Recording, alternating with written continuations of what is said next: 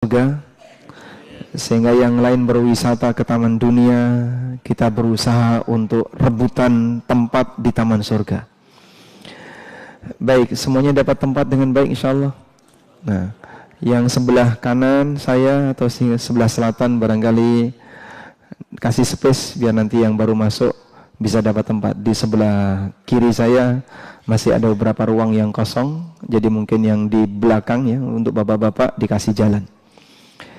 Kita mau bahas satu materi yang diberi judul dalam poster, jangan biarkan dirimu nganggur. Bagi yang punya buku Prinsip Hidupku, silahkan boleh buka halaman 79. Berkaitan dengan waktu yang diberikan oleh Allah Subhanahu wa taala. Menurut Anda waktu itu nikmat enggak, Pak? Nikmat? Nikmat. Mana yang lebih besar, nikmat waktu atau nikmat makanan? Nikmat waktu atau nikmat makanan? Waktu. Mana yang lebih besar, nikmat waktu atau nikmat duit? Waktu. Waktu. Gimana? Oh, duit. Yang belakang jawabnya duit ya. Kalau ibu-ibu duit, bawa-bawa waktu. Karena waktu untuk nyari duit, Pak. Cara mengukurnya kayak gini. Cara mengukurnya. Anda lebih sedih mana? Kehilangan waktu atau kehilangan uang? Yang benar. Jadi kalau misalnya kehilangan uang 1 juta sama kehilangan waktu 1 jam, itu lebih menyedihkan yang mana, Pak? Serius? Iya, waktu memang nggak bisa dicari. Tapi kejujuran suasana batin nggak bisa dibohongi. Orang bisa stres gara-gara kehilangan 1 juta, kehilangan 2 juta, pusing dia. Ini kan uang belanja hari ini, kenapa hilang? Tapi dia scroll HP selama 1 jam, 2 jam nggak terasa hilang tanpa ada perasaan sedih. Seperti itu ya. Itulah kita. Sehingga bagi kita nikmat harta itu lebih berharga daripada nikmat waktu. Maka betul apa yang disabdakan Nabi SAW, ni'matani maghbunun fihima kathirun minan nas. Ada 2 nikmat di mana banyak orang tertipu terhadap 2 nikmat ini. Tertipu dalam arti dia telah diberi oleh Allah nikmat itu, tapi tidak dimanfaatkan dengan baik. Sehingga dia merasa ini bukan hal yang berharga. Kalaupun hilang ya sudah. Toh nanti masih ada stok yang lain. Karena dia tidak merasa itu sebagai sesuatu yang berharga. Apa kata Nabi SAW? 2 nikmat itu? As-sihhatu wal faragh. As-sihhah wal faragh. Sehat dan waktu nganggur. Jadi waktu nganggur disebut oleh Nabi SAW, al-faragh artinya waktu nganggur. Anda tidak punya kegiatan apapun. Orang kalau lagi berkesibukan, berarti waktunya terisi. Tapi ketika dalam kondisi faragh artinya nganggur, berarti waktu itu tidak terisi. Tapi Pak, semua manusia kan pasti beraktivitas. Dia nggak berhenti. Minimal dia tidur, minimal dia istirahat. Betul. Cuman kita berbicara, isinya itu berkualitas atau tidak. Bukan sebatas ada kegiatan atau tidak. Kalau bicara ada kegiatan atau tidak, bayi itu semua isi waktunya juga penuh dengan kegiatan. Anak kecil usia 2 tahun, 3 tahun gak mau diem ya. Habis mainan pasir, mainan mobil-mobilan, ganti lagi mainan apa lagi, dia gak mau diem. Tapi kita tidak sebut bahwasanya anak ini sedang sibuk sekali dengan kegiatan apa misalnya, dengan kegiatan ibadah atau apa. Ternyata orang dewasa mengalami yang sama. Kalau anak kecil melakukan tindakan seperti itu memang dunianya. Tapi orang dewasa melakukan hal yang sama. Nah, ini yang perlu diluruskan. Ada yang habis waktunya untuk ngegame. Di toilet lama sekali. Yang dibawa apa, Pak? Nggak ngerokok orangnya, Pak. Nggak ngerokok. Yang dibawa HP. Ngapain? Ngegame. Di toilet ngegame. Masya Allah. Saya pernah antri toilet, lama sekali itu. Ternyata yang di dalamnya itu ngegame, Pak. Jadi sudah tidak ada aktivitas dia buang hajat, tapi nggak disiram-siram, sambil ngegame dia. Akhirnya kita gedor gitu ya. Barulah kemudian dia suara flash, suara siram-siram, suara dia cebok, itu baru dia lakukan. Ternyata dia ngegame. Masya Allah. Ada orang kayak gini. Dia memanfaatkan waktu ke toilet untuk ngegame. Dulu para ulama, waktu di toilet itu dipakai untuk dengerin orang baca kitab. Abu Hatim Ar-Razi itu punya anak sebagaimana nama bapaknya, Ibnu Abi Hatim. Abu Hatim itu dipuji oleh orang. Anda termasuk di antara orang yang sangat rajin belajar. Lalu bapaknya bilang, anakku lebih rajin lagi daripada aku. Dia tidak pernah membiarkan satu kesempatan ketika bertemu dengan aku kecuali selalu tanya tentang perawi hadis. Sampai ketika bapaknya di toilet, itu hanya di luar toilet sambil baca buku. Sambil baca buku. Dikerasin suaranya, kalau ada yang salah digedor sama bapaknya. Diulangin lagi. Memanfaatkan waktu ketika di toilet. Tapi untuk kegiatan semacam ini. Ada juga sebagian di antara ulama ketika mau ke toilet, dia nyuruh muridnya, tolong kamu bacakan buku ini, saya mau di toilet. Di toilet sambil baca buku yang ada di luar, dikerasin, sehingga yang di toilet dengar. Dapat tambahan ilmu dari mendengar orang yang berada di luar, membaca dengan keras. Pernah nggak kayak gitu kita, Pak? Hah? Pernah? Nggak pernah. Tapi seperti itulah bagaimana semangat para ulama ketika memanfaatkan waktu. Baik. Sekarang coba kita lihat yang ada di buku. Bagi para ulama, waktu nganggur bisa membawa kepada potensi bahaya. Karena ketika seseorang itu nganggur, dia bisa menjadi senjata setan untuk melakukan aneka maksiat. Apalagi di zaman gadget, di zaman internet bisa diakses di mana-mana. Mungkin yang saya sebutkan tadi itu kondisi di masa silam. Orang tidak bisa mengakses maksiat semudah zaman sekarang. Tapi bagi mereka, orang punya waktu nganggur itu berpotensi bahaya. Karena ini bisa jadi senjata setan untuk ngajak yang bersangkutan melakukan hal yang maksiat. Karena itulah Islam sangat menekankan agar seorang muslim selalu beraktivitas yang positif. Karena sesuatu kalau tidak dipakai untuk hal yang manfaat, pasti akan digunakan untuk hal yang tidak bermanfaat. Kalau tidak dipakai untuk ketaatan, bisa jadi akan dimanfaatkan oleh setan untuk kemaksiatan. Allah Subhanahu wa taala ngasih motivasi, fastabiqul khairat. Berlomba-lombalah kalian dalam melakukan kebaikan. Dan alhamdulillah, seorang muslim itu sebenarnya enggak ada istilah tidak punya kerjaan. Sebab kita dimudahkan oleh Allah bisa melakukan ibadah dengan semua organ badan. Bisa beribadah pakai lisan, bisa beribadah pakai batin, sebagaimana kita bisa beribadah dengan gerakan anggota badan. Sehingga kalau Bapak Ibu nganggur, bisa nggak dipakai untuk kegiatan ibadah yang bentuknya tanpa harus melakukan gerakan badan? Bisa? Zikir. Bisa apa lagi Pak? Baca Quran. Sehingga seorang muslim tidak akan ada istilah, saya sudah kehabisan media untuk ibadah. Tidak ada.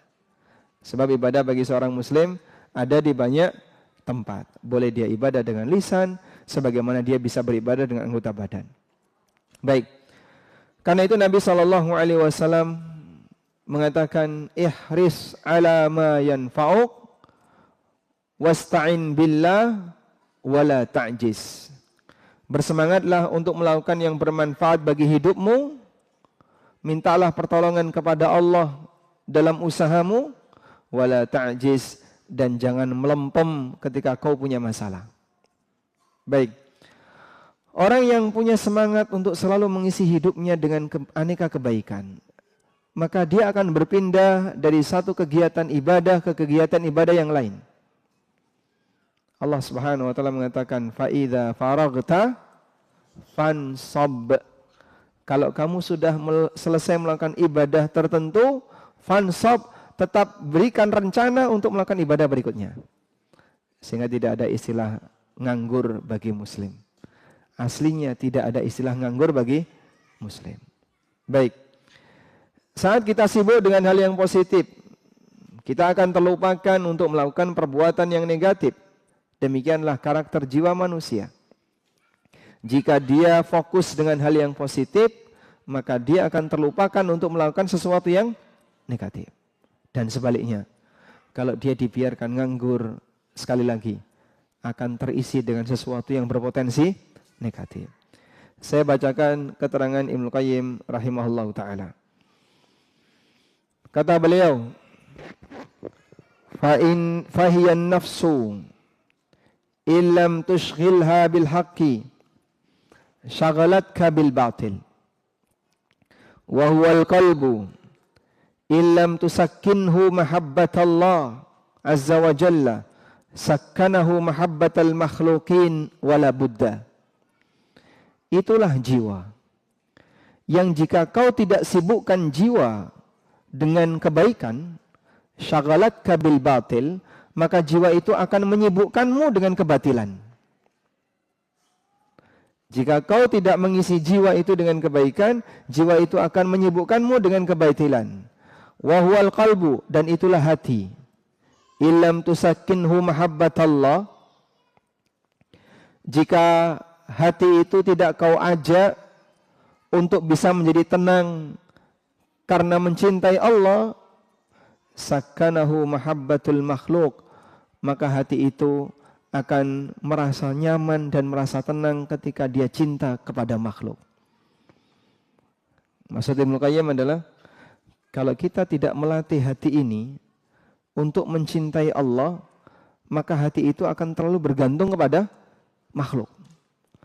Pada posisi ketika hati itu terlalu bergantung kepada makhluk, apa yang terjadi?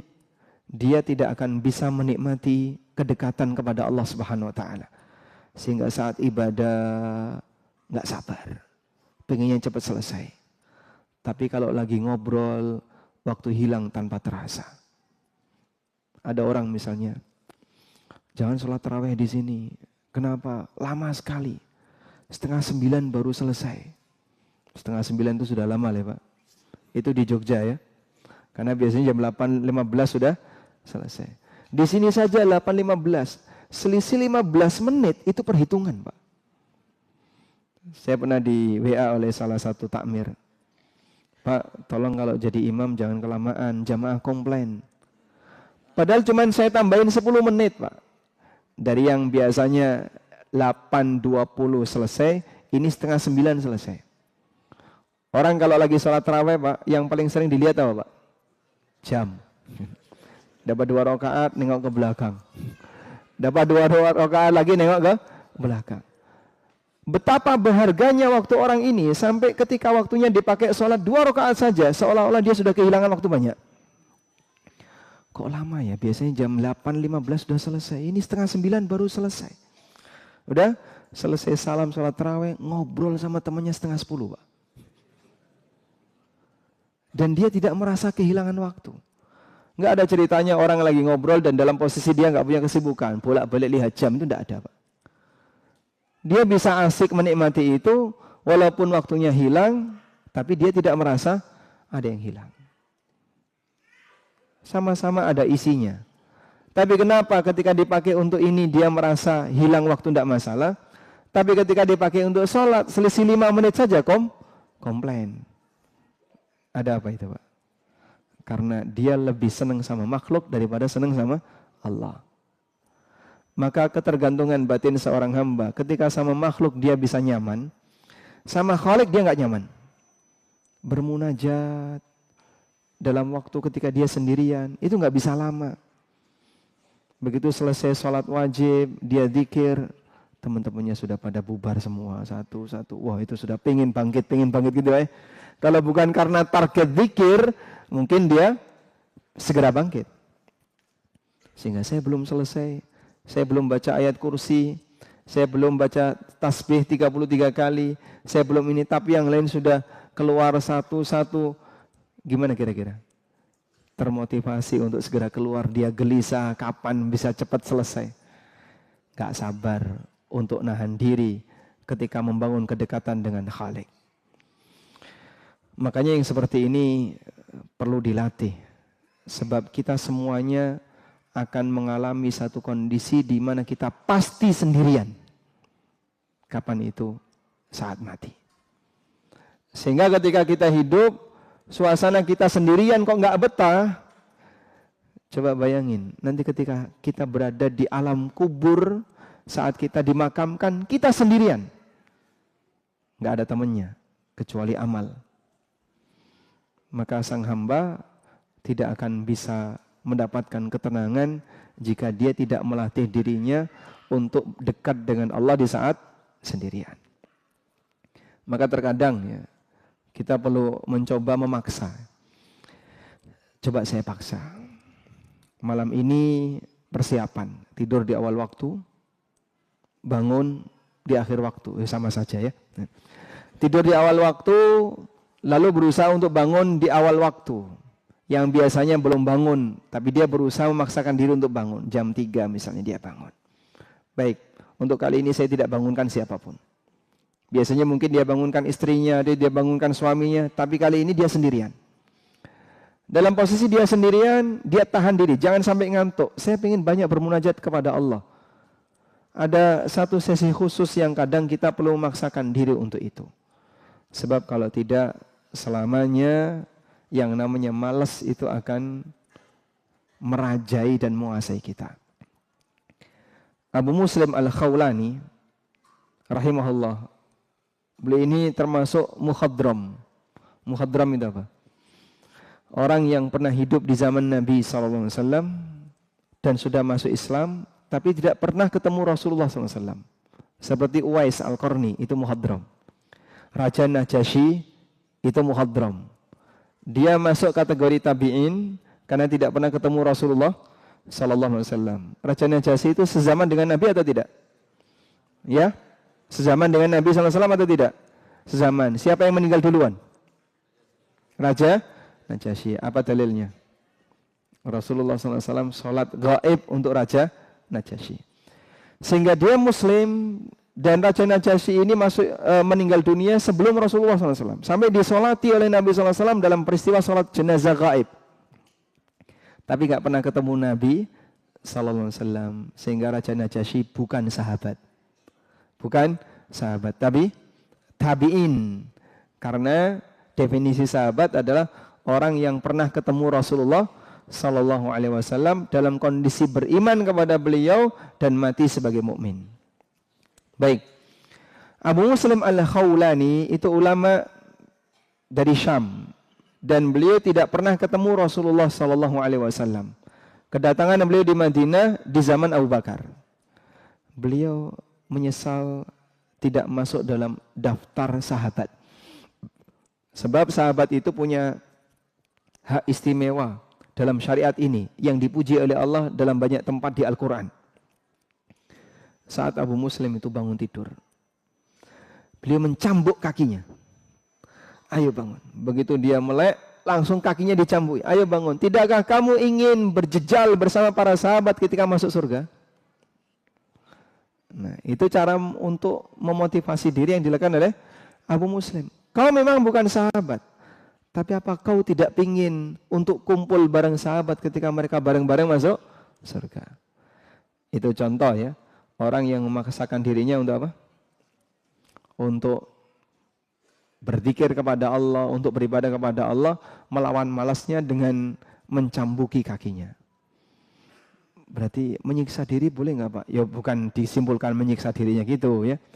Anda tidak harus bawa cambuk. Ya. Misalnya suruh istrinya nyubitin juga bisa ya. Baik, kita lanjutkan. Wa huwal lisan illam tushghilhu bidzikri syaghalaka billagwi. Itulah lisan.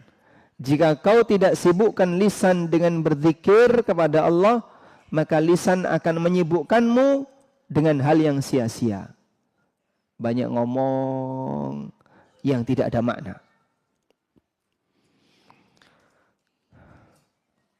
Sesuatu yang bernilai yang dilakukan oleh lisan, ada yang bentuknya baca Quran, ada yang bentuknya mengucapkan kalimat thayyibah, ada yang bentuknya membaca buku-buku agama, menyampaikan nasihat agama, membahas tentang Al-Quran dan Sunnah, dan seterusnya.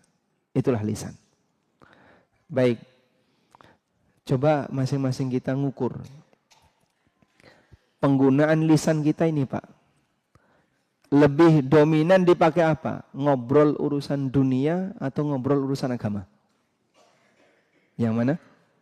Dunia. Dunia. Nah, itu bukti bahwasanya kita belum memaksimalkan lisan ini untuk kegiatan agama.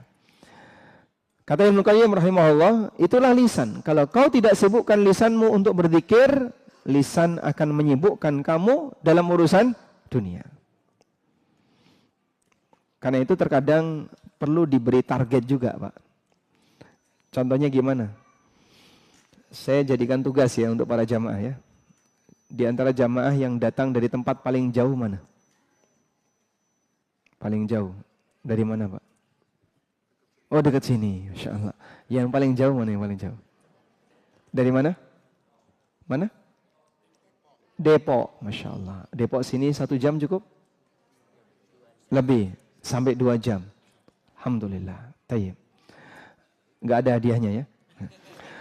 Cuman saya mau sampaikan begini. Coba jadikan ini sebagai komitmen, Pak, juga ibu-ibu. Nanti selesai kajian ini, Anda pulang, bisa nggak tidak putus baca istighfar? Sanggup insya Allah? Atau mungkin Anda bisa baca subhanallah wa bihamdi. Atau baca zikir yang lain, baca tahlil, la ilaha illallah. Dari mulai masjid ini sampai pulang nggak putus baca tahlil. Bisa insya Allah? Tapi nanti istri ngajak ngobrol ya, Pak. Berarti istrinya dikasih tugas yang sama. Sehingga dua-duanya nahan diri. Coba jangan ngobrol sampai exit tol. Ya, istrinya nyadat. Nyadat apanya, Pak? Istighfarnya dicatat. Masya Allah. Nggak perlu dicatat, Pak. Sudah ada yang nyatat. Malaikat pencatat amal. Anda tidak diperintahkan untuk menghitung sendiri amal Anda. Allah yang ngitung. Manusia, Masya Allah. Andaikan disuruh untuk ngitung sendiri amalmu. Coba kau hitung sendiri amalmu, nanti kau laporkan dan akan dibayar.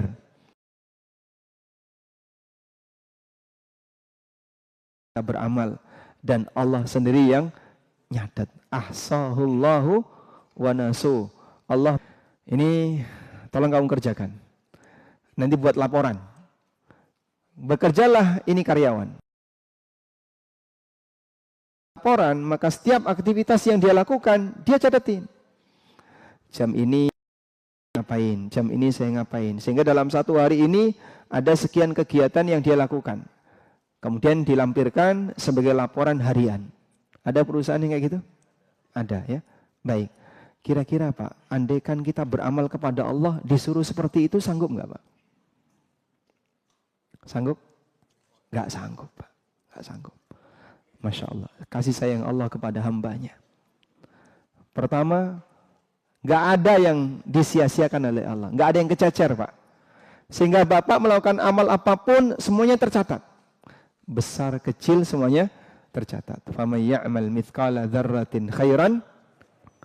Siapapun yang beramal walaupun seberat dzarrah berupa kebaikan, yarahu, manusia ini akan melihatnya besok di hari kiamat. Sehingga semuanya tercatat. Yang kedua, Allah jaga. Sehingga catatan itu bukan seperti catatan manusia. Kemarin sudah saya laporkan, tapi hilang ya Pak. Sekarang kau buat laporan baru. Nah, ini tambah kerjaan lagi. Sehingga tidak ada catatan yang telah Allah catat dari amal hamba, kemudian kececer hilang, itu tidak ada. Allah jaga. Innallaha la yudhi'u ajral muhsinin. Allah tidak menyia-nyiakan pahala dari amal orang yang berbuat berbuat baik. Yang ketiga, Allah tidak pernah melupakannya. Allah tidak pernah lupa. Sehingga mungkin hamba melupakan, tapi Allah tidak lupa. Wa ma kana rabbuka nasiya. Rabbmu tidak pernah melupakannya.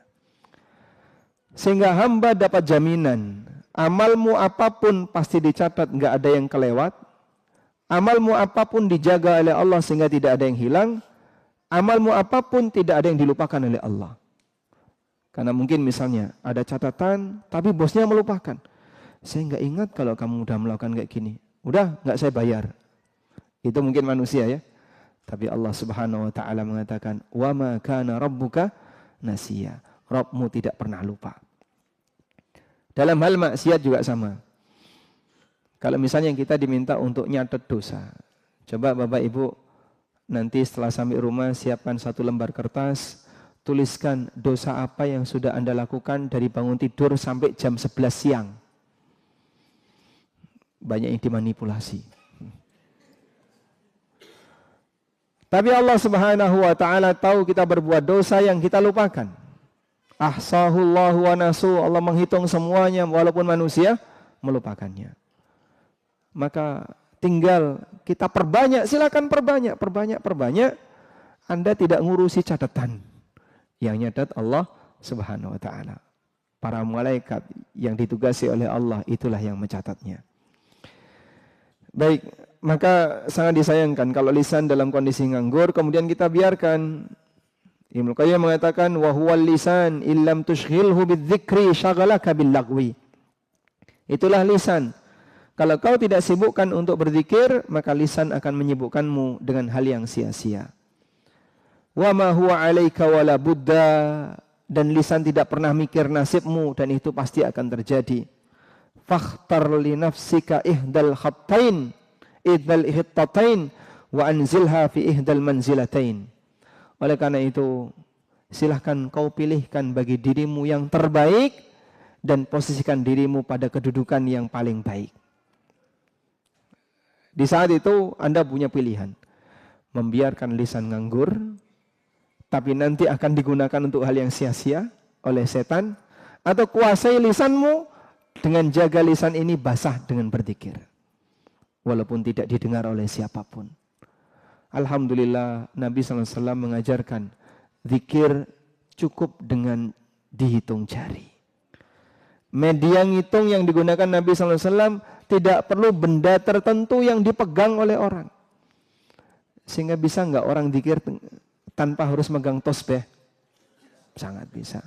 Tidak harus menggunakan tasbih digital? Bisa. Dan bukan syarat.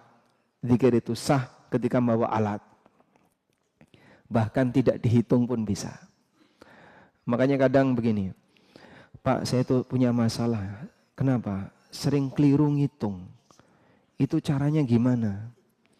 Biasanya ngitung berapa yang keliru? Kalau sudah disuruh ngitung 100 itu Pak, banyak kelirunya. Begitu misalnya pakai jari kanan pindah ke jari kiri, tadi mulai dari mana ya? Kanan atau kiri? Mulai dari jempol atau mulai dari kelingking? Bingung kan? Sering ada kayak gitu Pak? Baik. Terus gimana caranya Pak? Biar saya nggak pusing mikir bingungnya ngitung kayak gini. Udah gini aja. Coba kau baca, misalnya mau zikir subhanallah wa bihamdi 100 kali. Kalau Bapak lihat detikan jam, subhanallah wa bihamdi, berapa detik? Ada 1 detik? 2 detik? Anggaplah misalnya 2 detik. 2 detik ya, subhanallah wa bihamdi. 2 detik. Sudah? Berarti 2 kali 100, 200 detik. 200 detik, Anda butuh waktu kurang lebih 3 menit lebih dikit. Berarti Bapak, subhanallah wa bihamdi, cukup 4 menit, sudah lebih dari 100. Ya? Gak usah dihitung, lihat saja timer, lihat saja jam, dari panjangnya di sini sampai di sini, saya tidak akan putus membaca subhanallah wa bihamdi. Pasti lebih dari 100. Dan lebih dari 100 boleh, tapi kalau kurang nggak dapat fadilah. Sebab yang disebutkan untuk zikir subhanallah wa bihamdi 100 kali, ya, Itu kalau kurang nggak dapat fadilah, kalau lebih boleh. Karena Nabi SAW mengatakan, kecuali orang yang berzikir lebih dari itu. Berarti kalau lebih dari 100 boleh? Boleh. Abu Hurairah radhiyallahu anhu, dalam sehari beliau membaca subhanallah, membaca tasbih 3.000 kali. Dalam sehari. Ya. Khalid bin Ma'dan dalam sehari bisa membaca 12.000 kali. Beberapa orang soleh masa silam saking seringnya membasahi lisannya dengan zikir, sampai angka zikir yang dia baca itu di satuan ribuan. Yang kita mungkin baru puluhan atau enggak sampai 100.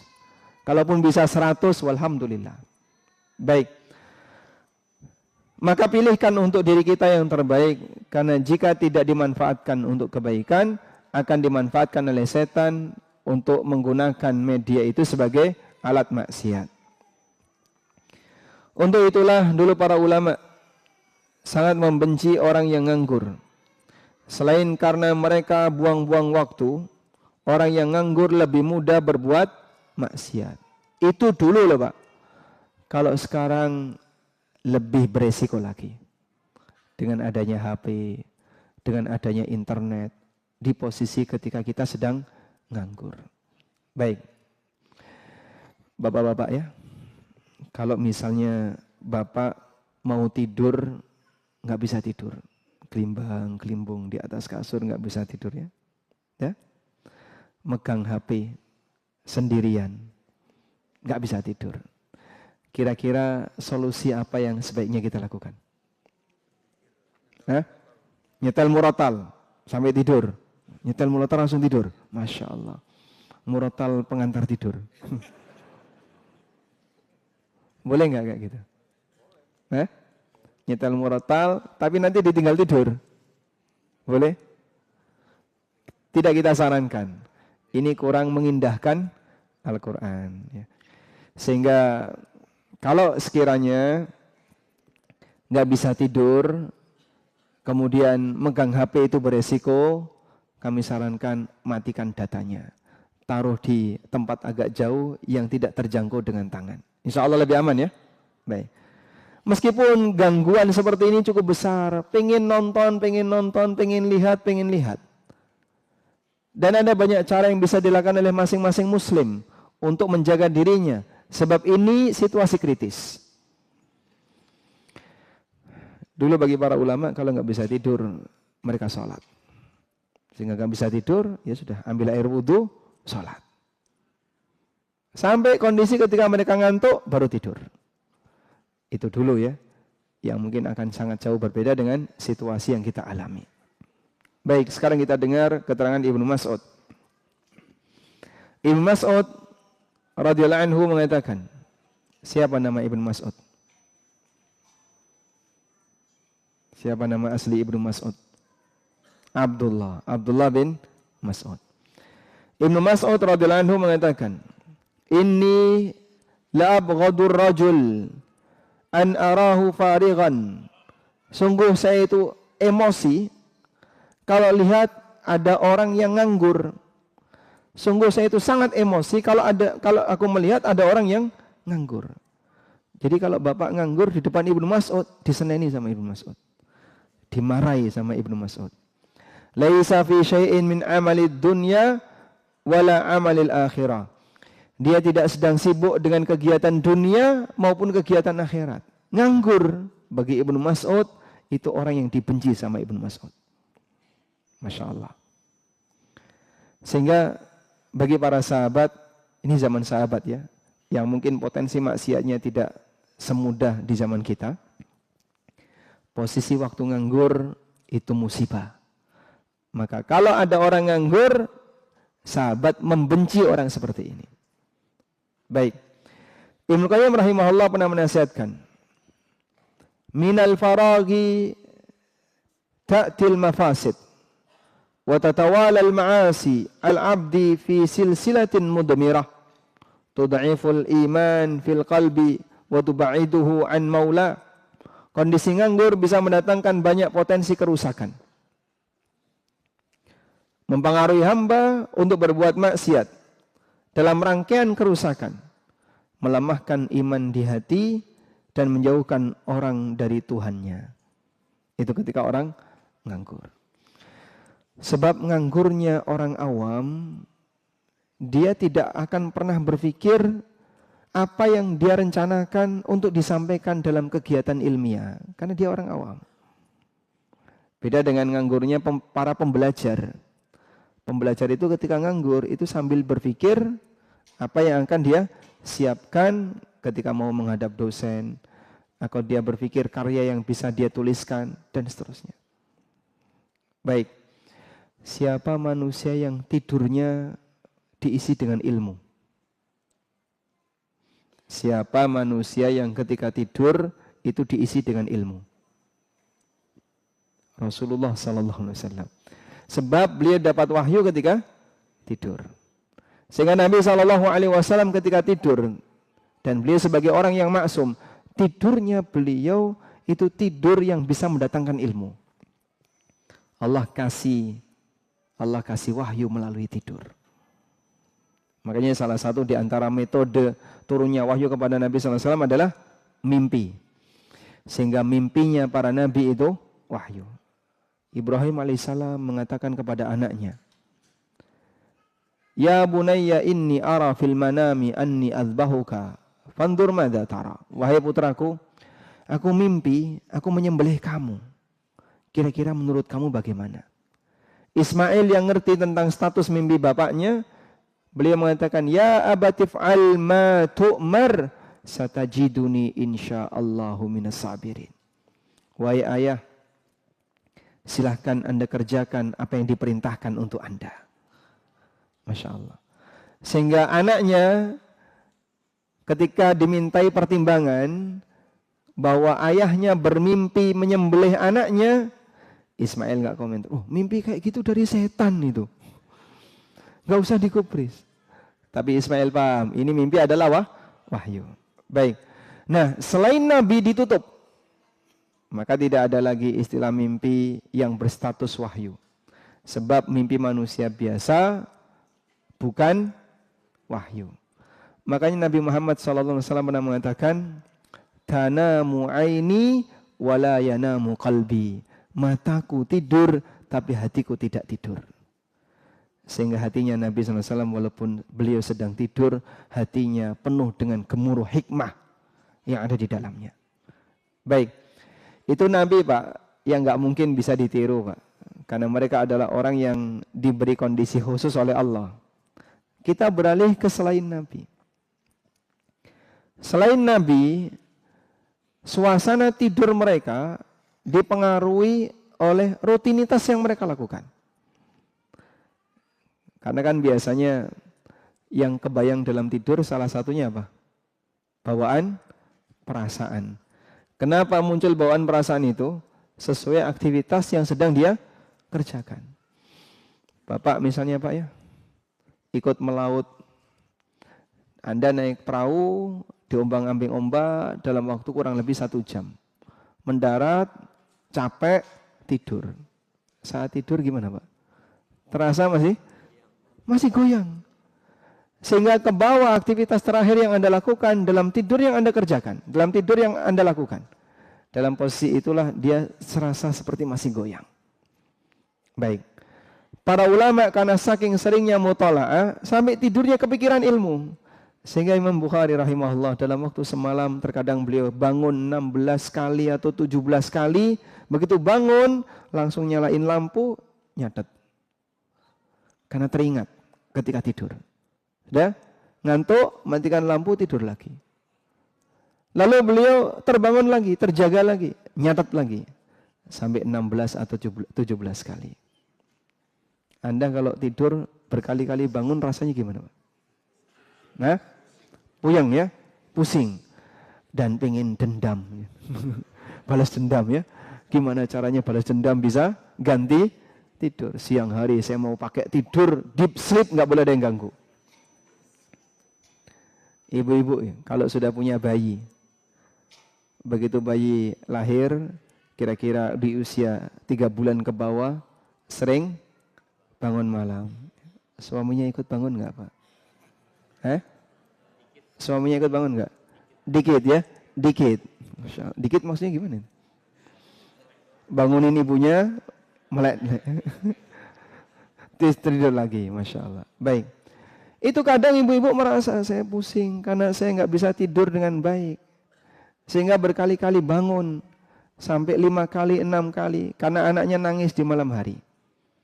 Masya Allah. Imam Bukhari sampai 16-17 kali. Perjuangan yang demikian besar. Dan Anda menikmati karya beliau gak pakai bayar. Haddatsana qala, hadis riwayat Bukhari, gitu kan?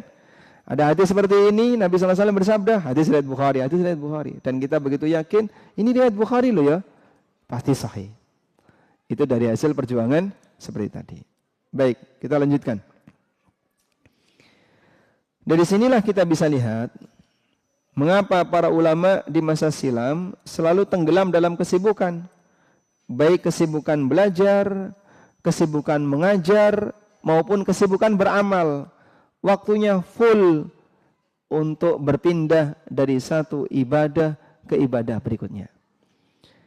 Musa bin Ismail pernah memuji seorang ulama di zaman tabi'in namanya Hammad bin Salamah bin Dinar.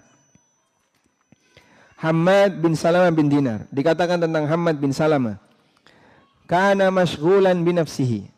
Beliau adalah orang yang sibuk dengan aktivitas pribadinya. Imma ayyuhadditha wa imma ayyaqra'a wa imma ayyusabbiha wa imma ayyusalliya. Kamu kalau bareng sama Hammad, aktivitas Hammad itu kalau enggak menyampaikan hadis, beliau membaca kitab, beliau bertasbih, beliau sholat, beliau baca Quran. Udah. Enggak ada yang lain. Jadi enggak ada ceritanya main tenis, enggak ada. Bal-balan itu enggak ada. Semua waktunya, apalagi mancing. Sehingga Anda kalau jejer sama ulama ini, yang Anda lihat, kalau beliau tidak sedang baca Quran, beliau sedang baca buku, beliau bertasbih, beliau sholat, beliau ibadah. Karena qad qassama an-nahar ala hadhil a'mal. Kalau siang hari beliau gunakan waktunya untuk kegiatan-kegiatan itu. Walidha mata Hammad ibnu Salamah fil masjid wa huwa yusalli. Karena itulah Hammad, sampai digambarkan oleh sebagian ulama, andaikan malakul maut datang ke Hammad lalu memberitahu, wahai Tuan Hammad, kamu akan mati 1 jam lagi. Sudah tidak ada waktu untuk diisi tambahan ibadah, karena sudah full. Kalau kita kan beda ya, Pak, andaikan diberitahu, Pak, Bapak akan mati 1 jam lagi. Mungkin Anda akan bergegas wudu untuk sholat. Karena sebelumnya Anda nganggur. Tapi Hammad bin Salamah ketika diberitahu, andaikan malakul maut datang ke Hammad, lalu memberitahu, 1 jam lagi Anda akan mati, sudah tidak ada waktu, tidak ada slot lagi untuk diisi tambahan ibadah, karena sudah full, Pak. Dan beliau meninggal dalam posisi sholat ketika di masjid. Sehingga beliau beralih dari satu aktivitas ke aktivitas yang lain, dari satu kegiatan ke kegiatan yang lain. Baik. Hingga sebagian ulama seperti Al-Munawi menyebutkan bahwa orang yang membiarkan harinya berlalu tanpa aktivitas yang bermanfaat, berarti dia telah mendurhakai waktunya. Orang yang membiarkan waktunya berlalu tanpa aktivitas yang bermanfaat, berarti dia telah mendurhakai waktunya. Kata Al-Munawi, i'lam annahu minal faraghi takunu sabwah. Sadarilah, waktu nganggur itu bisa melalaikan. Wa man amda yaumahu fi ghairi haqqin qadahu. Siapa yang menghabiskan harinya tanpa diisi dengan menunaikan kebenaran, au fardin addahu, atau dia melaksanakan kewajiban, atau dia berusaha untuk membangun kebaikan, mendapatkan tambahan ilmu, kata beliau, faqad aqqa yaumahu, berarti dia telah mendurhakai harinya. Ya. Jadi kita bisa ngukur ya, kira-kira berapa jam dalam aktivitas yang kita lakukan kosong tanpa kegiatan. yang cuma diisi scroll-scroll tadi. Cukup banyak ya. Apalagi di masa sekarang.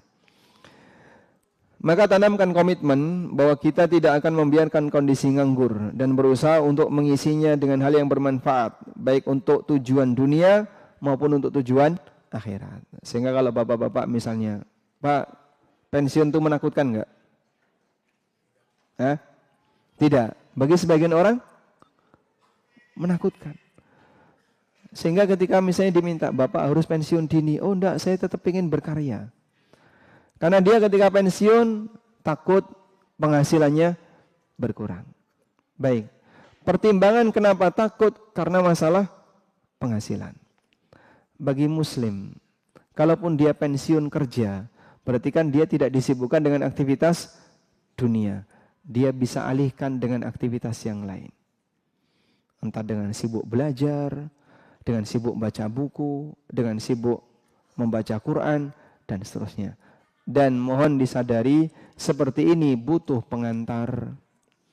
Kalau tidak dibiasakan di saat masih muda, nanti begitu dia sudah mengalami usia pensiun, mau mengawali sulit. Tapi kalau sudah dia biasakan di usia ketika dia masih kuat, begitu dia sudah pensiun, tinggal melanjutkan. Baik. Berapa lama Bapak Ibu kuat baca buku? Paling lama berapa menit? Saya enggak satuan jam ya, satuan menit saja ya. Paling lama berapa menit? 30 menit kuat? Enggak ngantuk? Ngantuk. Umumnya orang kan kayak gitu ya. Jadi dia baca buku-buku yang bukan Al-Quran ya, dia baca textbook. 30 menit, rasanya sudah pusing di depan. Makin berat terus kan? Ngantuk. Karena belum terbiasa. Tapi kalau sudah terbiasa, bisa 1 jam, 2 jam, dan dia merasakan nikmatnya dapat tambahan ilmu. Maka saya sarankan, Anda tentu tidak bisa mengejar majelis seperti ini setiap saat. Pasti akan ada waktu di mana Bapak kosong ya. Sehingga habis kajian ini nggak nyambung dengan kajian berikutnya, ada waktu kosong. Ketika Anda gunakan itu untuk membaca buku, saya sarankan setiap kali baca buku, sediakan 1 buku tambahan sebagai buku catatan.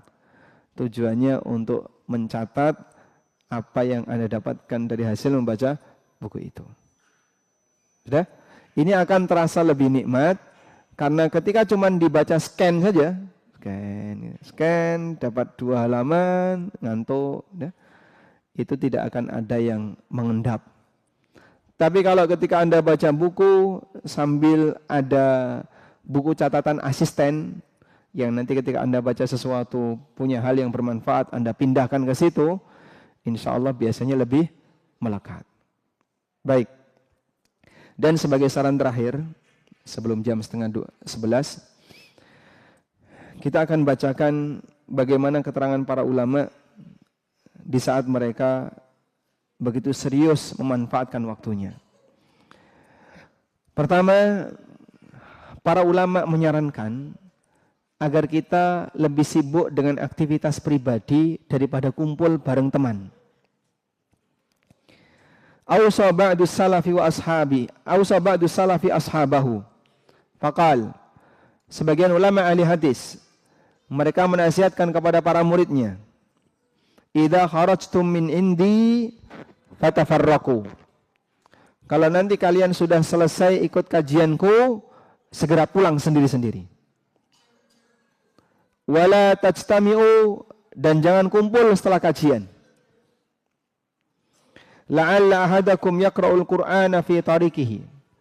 Karena kalau kalian pulang sendiri-sendiri, bisa jadi di jalan kalian bisa murojaah. Wa mata istaba'tum tahaddatstum. Tapi kalau kalian kumpul, pasti ngobrol. Ibu-ibu izin suaminya, karena suaminya kerja ya, terus izin sama suaminya, Bang, hari ini saya mau hadir kajian. Jam berapa? Jam 9. Izin jam 9, ikut kajian. Pulangnya jam 3. Masya. daurah. Masya Allah. Kajiannya selesai jam 11 kok. Dari jam 11 sampai jam 3 kemana? Kelayapan dia. Mampir ke sini, mampir ke sini. Kadang ada program makan di kafe dengan iuran tertentu, gantian bayari. Masya Allah. Pantas begitu ngumpul, selesai kajian, langsung ngumpulin dosa dan ngumpulin lemak. Nah, habis kajian makan-makan.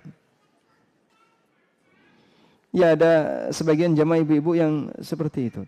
Dia cerita, kami kalau habis kajian, terus ke warung mana, iuran, kumpulan sekian. Sampai ada ibu-ibu yang komplain. Saya nggak punya duit untuk iuran, gimana? Loh, ada apa? Kok kami nggak punya duit? Kajiannya gratis. Iya, habis kajian kita diajak untuk iuran kumpul bareng, terus makan-makan di mana-mana. Pantes. Selesai jam 11, pulang jam 3. Nah, kan suaminya belum pulang kerja. Jadi nggak ketahuan. Izinnya tadi kan waktu keluar, tapi tidak izin waktu balik. Baik. Makanya bapak-bapak tolong dicurigai yang kayak gitu, Pak ya. Baik. Selanjutnya, ini ada keterangan yang disampaikan oleh Khalil bin Ahmad Al-Farahidi. Beliau ulama ahli bahasa di zaman tabi'in. Baik. Kata beliau seperti ini. Athqalus sa'ati alayya sa'atu aklin fiha. Waktu yang paling aku sesali adalah waktu ketika makan. Masya Allah. Waktu yang paling aku sesali adalah waktu ketika makan. Kayak apa itu, Pak? Jadi beliau merasa kehilangan banyak waktu gara-gara makan. Kita enggak kan ya? Menyediakan banyak waktu untuk kulineran. Masya Allah. Sehingga yang jadi dari Jakarta Barat ke arah timur, yang dari timur ke barat. Ketemu di Sudirman. Subhanallah. Hanya untuk ngejar kuliner, orang butuh waktu ngantri. Belum macetnya ya, macet 2 jam. Sampai sana cari parkir. Habis dapat parkir, antri meja. Antri tempat makan. Setelah antri tempat makan, antri ambil makanan. Subhanallah. Untuk satu urusan makan dia bisa menghabiskan 3 jam. Ada kajian ya. Kajian kita kurang lebih hanya 1,5 jam. Sudah selesai kajian, panitia ngundang kita makan-makan. Kajiannya 1,5 jam, acara makan-makannya 2 jam. Enggak berimbang. Nah, di sesi acara makan-makan itu hilang waktu dalam jumlah banyak, tidak terasa. Tapi ketika kajian, bolak-balik lihat jam kok enggak selesai-selesai. Karena itulah bagi para ulama ya, kegiatan yang paling dipercepat oleh mereka adalah urusan makan. Sampai di antara mereka yang karena tidak mau ngunyah, Pak, makanannya itu dilumatkan dengan air dulu. Nah, setelah hancur baru dimakan. Baik. Kan terkadang ada makanan kan enak dikunyah, Pak ya. Anda lebih milih mana? Daging potong atau daging giling, Pak? Hah? Kenapa? Bisa dikunyah, lebih enak. Anda butuh waktu untuk ngunyah daging itu. Daripada misalnya dikasih pilihan daging giling lembut, di blender sampai lembut, sampai kayak bubur gitu. Silakan dimakan. Mungkin nggak doyan. Padahal sama-sama daging. Tapi bagi para ulama, menghemat waktu itu sampai urusan ngunyah saja diperhitungkan. Kita kan tidak ya. Sampai harus ngantri makanan. Baik. Selanjutnya.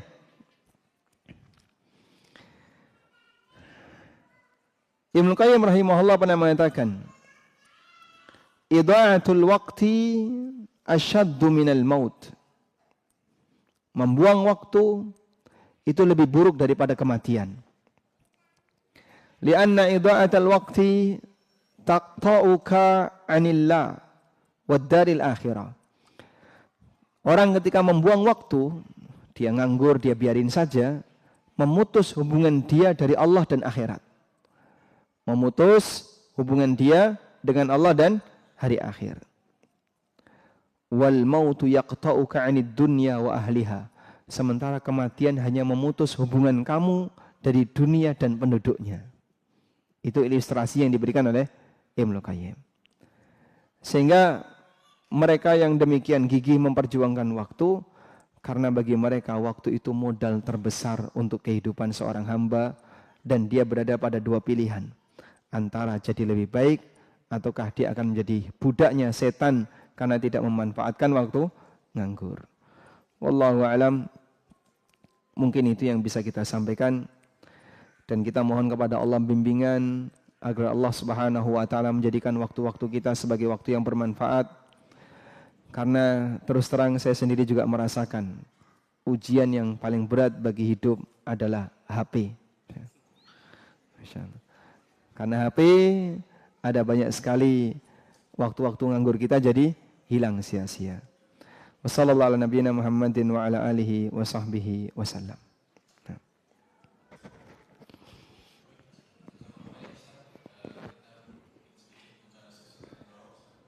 Tafadhal. Assalamualaikum Ustaz. Salam.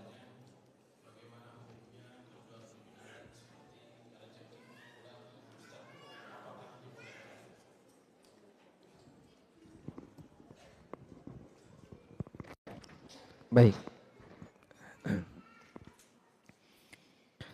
Apa hukumnya jual beli binatang seperti kalajengking, ular, hamster? Apakah diperbolehkan? Pertama begini. Semua binatang yang boleh dirawat maka boleh diperjualbelikan menurut pendapat jumhur ulama. Kucing boleh nggak Pak? Menurut pendapat jumhur, jual beli kucing boleh. Yang melarang jual beli kucing itu mazhab Hambali. Kalau dalam mazhab Hambali, jual beli kucing hukumnya dilarang. Sehingga kalau orang mendapatkan uang dari hasil jual beli kucing, uang itu haram. Pak, saya tidak melakukan jual beli kucing. Cuman kalau ada orang mau mengadopsi kucing saya minta dia gantiin makanan. Jadi kamu nggak usah bayar pakai uang, kamu bayar saja pakai makanan kucing 2 kilo atau 3 kilo. Dia ngasih makanan 3 kilo untuk mengadopsi seekor kucing. Seperti ini boleh atau tidak? Kan nggak dibayar pakai uang. Kenapa nggak boleh? Kucing kenapa? Karena ada transaksi dengan makanan. Ini juga jual beli. Namanya jual beli barter. Sehingga ada sebagian orang yang berpikir jual beli itu hanya pakai uang. Ini salah ya. Barter juga termasuk jual beli. Sehingga ketika dia mengambil solusi, kalau jual beli nggak boleh. Ya sudah, saya minta gantiin makanan saja. Kamu kasih saya makanan kucing 3 kilo. Nanti boleh ambil salah satu kucing saya. Ini sama saja dengan jual beli. Tapi bentuknya apa? Transaksi barter. Sudah? Selanjutnya bagaimana Pak? Karena kucing ini tidak boleh diperjualbelikan menurut mazhab Hambali, maka bagi mereka yang komitmen dengan pendapat ini, ya tidak boleh minta bayaran apapun, baik uang maupun bahan makanan. Baik. Selanjutnya, untuk binatang yang tidak boleh dirawat, konsekuensinya tidak boleh diperjualbelikan. Tidak boleh dirawat, alasannya apa? 1, diperintahkan untuk dibunuh. Kalajengking itu termasuk enggak? Termasuk. Nabi SAW menyebutkan ada beberapa binatang yang diperintahkan untuk dibunuh. Kalajengking, al-aqrab, ular, al-hayya, tikus, ya. Tikus, al-fa'rah. Ini yang diperintahkan untuk dibunuh. Cicak disebutkan dalam hadis yang lain, termasuk juga yang diperintahkan untuk dibunuh. Maka binatang seperti ini karena diperintahkan untuk dibunuh, jangan dibudidaya. Apalagi dijual. Berarti ketika kita beli gimana Pak? Begitu Anda beli langsung dibunuh. Nah buat apa Pak? Sementara kita mau merawatnya. Baik.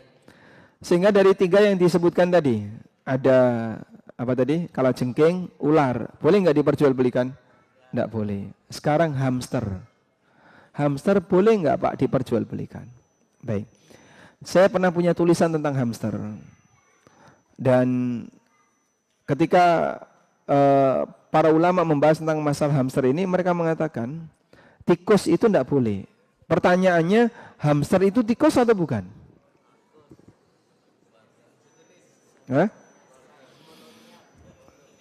Satu apa namanya? Satu family atau satu film atau satu genre? Jadi pertanyaannya kembali kepada tadi, apakah hamster itu tikus atau bukan? Kalau hamster itu tikus, berarti hukumnya sama seperti tikus. Anda tidak boleh merawatnya, tapi membunuhnya. Tapi kalau hamster itu bukan tikus, maka hukumnya beda dengan tikus. Contoh, landak itu halal. Landak itu halal. Maka apa hukumnya merawat landak mini?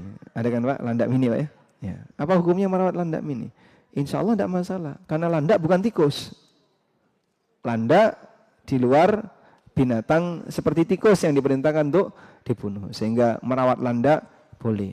Kura-kura yang kecil-kecil itu ya, boleh, karena kura-kura sendiri hukumnya apa? Halal. Ini binatang air, sehingga yang seperti ini boleh dirawat dan konsekuensinya boleh diperjualbelikan. Wallahu a'lam. Waalaikumsalam warahmatullahi wabarakatuh. Apakah saya boleh sambil mendengarkan ceramah? Ketika saya bekerja di sambil berceramah. Oh, mendengarkan ceramah, bukan berceramah. Baik. Apakah saya boleh sambil mendengarkan ceramah atau sambil mendengarkan murattal? Kalau mendengarkan murattal tidak kita sarankan. Jika Anda sedang sibuk, maka jangan dengarkan murattal. Tapi kalau Anda sedang dengarin murattal, jangan sibuk dengan yang lain. Sehingga pilih salah satu. Baik. Selanjutnya, kalau mendengarkan ceramah, boleh nggak Pak? Boleh nggak kerja sambil dengerin ceramah? Pertama, ini kembali kepada aturan perusahaan. Di tempat Anda bekerja, ada nggak larangan itu? Nggak ada Pak, bebas. Sebelah saya dengerin musik, sebelah saya dengerin kajian A, Ustadz B. Saya juga boleh dengerin kajian Ustadz-Ustadz yang saya suka. Sepanjang tidak saling ganggu, sehingga semuanya disuruh pakai headset kalau lagi dengerin. Ya, kalau diizinkan seperti itu, berarti Anda punya ruang untuk melakukannya. Yang kedua, kira-kira ketika Anda mendengarkan ceramah itu, terganggu nggak pekerjaan Anda? Kalau tidak terganggu, tidak dilarang oleh pihak perusahaan, dan Anda tidak terganggu, insya Allah diizinkan. Wallahu a'lam.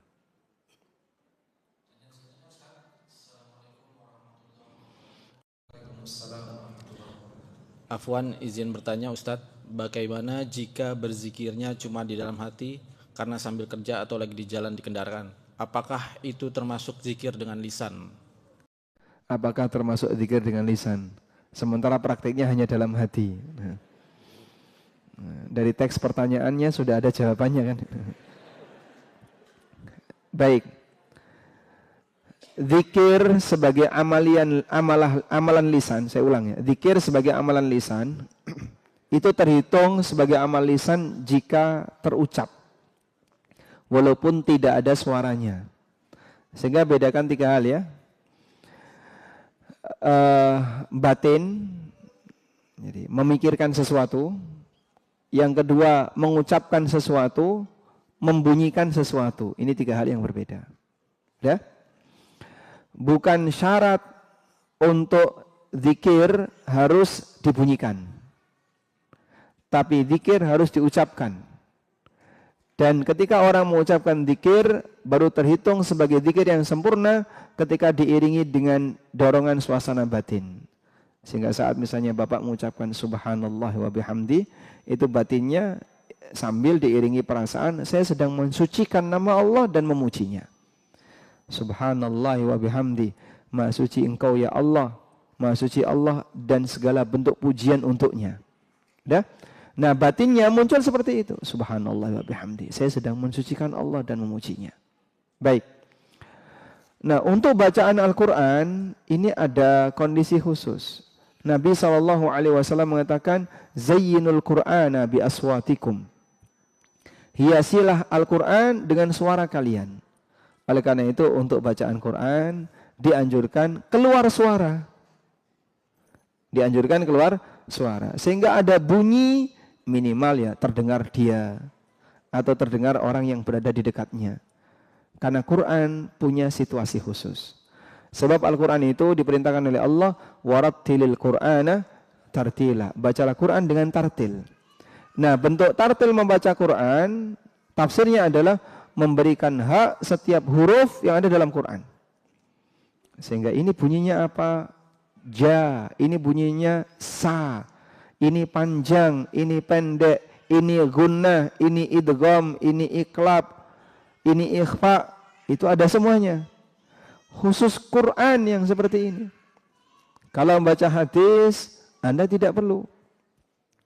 An Aisyah radhiyallahu anha.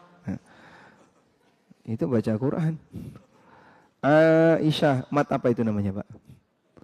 Mat wajib mutasil. Ain panjang ketemu hamzah. Kayak jaa, kan itu. An Aisyah, kepanjangan Mas. Loh, katanya harus tajwid. Tajwid itu berlaku untuk baca Al-Quran. Innamal a'malu binniyat. Wa innama likulli imri'in ma nawa. Perlu enggak kayak gitu? Enggak perlu. Orang bisa baca hadis tanpa harus menggunakan kaidah tajwid. Innamal a'malu binniyat wa innama likulli imri'in ma nawa. Sehingga ada guna, ada ikhfa, enggak dipedulikan untuk hadis. Sebab Quran punya hak khusus yang tidak berlaku untuk teks Arab yang lain. Maka Al-Quran disuarakan. Sehingga baca Quran tidak boleh cuma scan gini, Pak. Ini tidak terhitung baca Quran. Pahala satu huruf dapat pahala berapa? 10. Itu kalau disuarakan, diucapkan dan disuarakan. Sehingga Anda tidak cuma umi-umi, tapi ada suaranya. Tidak cuma gerakan bibir saja, gerakan lisan, tapi ada suaranya. Karena ada hak-hak huruf di situ. Ada guna, ada iklab, seperti yang kita kenal. Baik. Oleh karena itu kalau Bapak zikir misalnya subhanallah ya bihamdi, tapi batin, nah ini kurang tepat. Karena zikir itu amal lisan. Memang ada amal batin, murni amal batin. Contoh, tawakal, itu amal batin. Ikhlas, itu amal batin ya. Takut, itu amal batin. Sehingga amal seperti ini tidak harus diutarakan. Aku ikhlas loh yo. Ikhlas itu bukan di lisan. Ikhlas itu di mana? Batin. Wallahu alam. Assalamualaikum warahmatullahi wabarakatuh, Ustaz. Izin bertanya, Ustaz. Bagaimana hukumnya sholat di masjid yang arah kiblatnya terdapat pemakaman? Antara masjid dan pemakaman tersebut dipisah oleh satu tembok besar yang menjadi bangunan di sisi depan masjid. Tidak ada jalan lain yang memisahkan, dan solusi yang terbaik bagaimana Ustadz dikarenakan masjid lain jaraknya cukup jauh. Jika masjid dan kuburan itu tanahnya beda, walaupun hanya dilapisi dengan tembok, tidak ada masalah. Karena dia berada di tempat yang berbeda. Ini tanah makam, ini tanah masjid. Terlepas dari dimanapun arah kuburan itu, mau di sebelah kiblat, mau di arah kiblat, mau di belakang masjid, selama tanahnya beda, tidak ada masalah. Tapi kalau masjid itu berada di tanah kuburan, jadi ini satu tanah, dan ini adalah tanah makam, bagian belakang didirikan masjid. Nah, dalam hal ini ulama beda pendapat. Boleh enggak sholat di situ ketika posisi makam sudah ditutup semuanya dari akses masjid. Sehingga orang yang berada di dalam masjid enggak bisa melihat makam yang ada di arah kiblatnya. Sudah ditutup. Khilaf dalam masalah ini. Dan wallahu a'lam, pendapat yang difatwakan oleh Syekh Muqbil bin Hadi Al-Wadi'i. Syekh Muqbil kita kenal, ulama Yaman ya. Beliau mengatakan tidak ada masalah. Dan dalil yang dipakai oleh beliau dan beberapa ulama yang sependapat dengan beliau adalah berkaitan dengan posisi makam Nabi SAW yang berada di sudut Masjid Nabawi. Itu dihukumi di luar masjid, namun dia berada di dekat dengan masjid. Karena itu jika kita menggunakan fatwa ini, maka Bapak sholat di situ insya Allah tidak masalah. Sebab sudah di tembok tinggi tadi. Apalagi kalau tanahnya beda. Tanah kuburan sendiri Pak, ada pagernya. Ini masjid di luar tanah kuburan, cuman berdekatan. Ya? Studio ANB sebelahnya kuburan. Ya. Dan batasnya cuma satu tembok saja. Sehingga teman-teman Jakarta yang mau ziarah kubur boleh mampir ke studio ANB ya. Wallahu a'lam. Waalaikumsalam warahmatullahi wabarakatuh. Semenjak suami saya wafat beberapa bulan yang lalu, hati terasa hampa. Padahal sudah diisi dengan mengaji, zikir, ikut taklim, kajian langsung ataupun via Zoom. Tapi perasaan tetap nggak enak. Bagaimana ya Ustadz untuk mengatasinya? Baik, mudah-mudahan selama ini tidak berlangsung keterusan ya.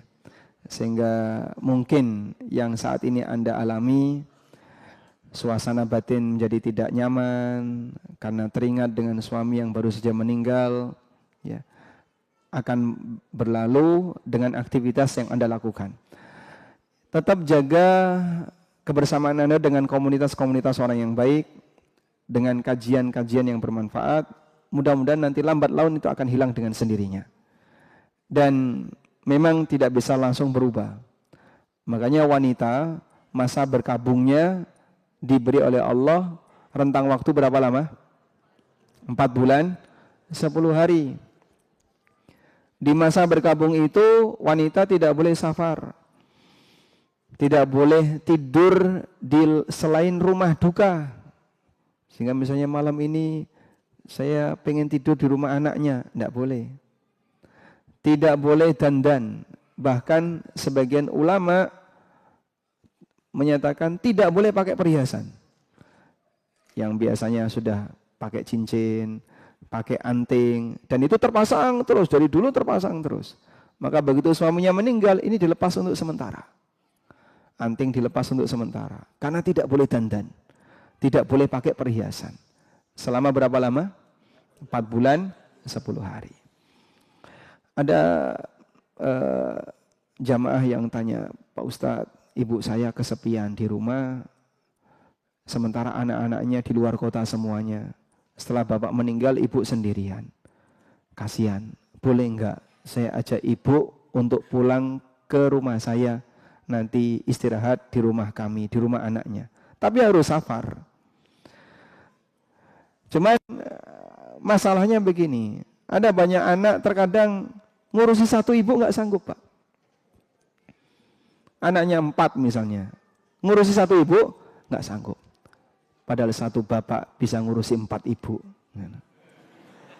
Ya Mas. Lanjutkan Mas. Ustadz, Anda mau tanya, kadang menjelang tidur suka ngobrol berlama-lama dengan pasangan. Apakah termasuk buang waktu? Jazakallah. Masya Allah. Sampai jam berapa itu ngobrolnya? Baik. Ini salah satu di antara pengecualian yang disebutkan dalam Sahih Bukhari. Jadi Nabi SAW, beliau punya kebiasaan ngobrol dengan istri beliau. Bapak Ibu bisa bayangin ya, siapa kira-kira orang yang menurut Anda sangat sibuk di sekitar Anda? Mungkin Ustadz itu sibuk ya, mungkin Bapak itu sibuk, mungkin orang itu sibuk. Anggap misalnya melihat, presiden itu pasti sangat sibuk, gubernur juga pasti sangat sibuk. Sehingga ada orang-orang yang kita kenal, karena dia punya banyak aktivitas, pasti dia sangat sibuk. Saya kadang bayangin, seperti apa sibuknya Rasulullah SAW. Yang beliau aktivitasnya penuh dengan mengajar, membimbing masyarakat, pindah dari satu tempat ke tempat yang lain. Sementara jumlah istri beliau banyak. Sehingga waktunya terbagi untuk ini, terbagi untuk ini. Dan itu pun ketika untuk istri harus dibagi 9. Sehingga satu istri dapat jatah berapa menit untuk bisa membersamai Rasulullah SAW. Maka di saat itulah Nabi SAW memanfaatkan waktu kedekatan dengan istrinya sebelum tidur. Beliau punya kebiasaan setiap sore itu keliling. Jadi begitu selesai asar, maka beliau keliling ke seluruh rumah istrinya. Dikunjungi semuanya. Setiap hari. Dan yang terakhir adalah istri yang dapat jatah di malam itu. Sunnah yang hilang di tengah kita. Insya Allah. Gimana? Sunnah ya keliling-keliling tadi mas. Kok sunnah yang mana itu loh? Mau dipraktekkan Pak? Bapak namanya siapa Pak? Coba saya sebutkan. Baik. Maka Nabi SAW memanfaatkan waktu kebersamaan dengan istrinya menjelang tidur. Beliau ngobrol dengan Ummu Salamah, beliau ngobrol dengan Aisyah dan seterusnya. Nah, itu kemudian dijadikan dalil oleh Imam Bukhari bahwa ngobrol dengan istri nilainya sama seperti muthala'atul kitab. Seperti mempelajari Alkitab. Oleh karena itu para ulama mengatakan semua bentuk obrolan di waktu malam sia-sia kecuali muthala'atul kitab, munadharah ilmu dan sama istri. Itu pengecualian.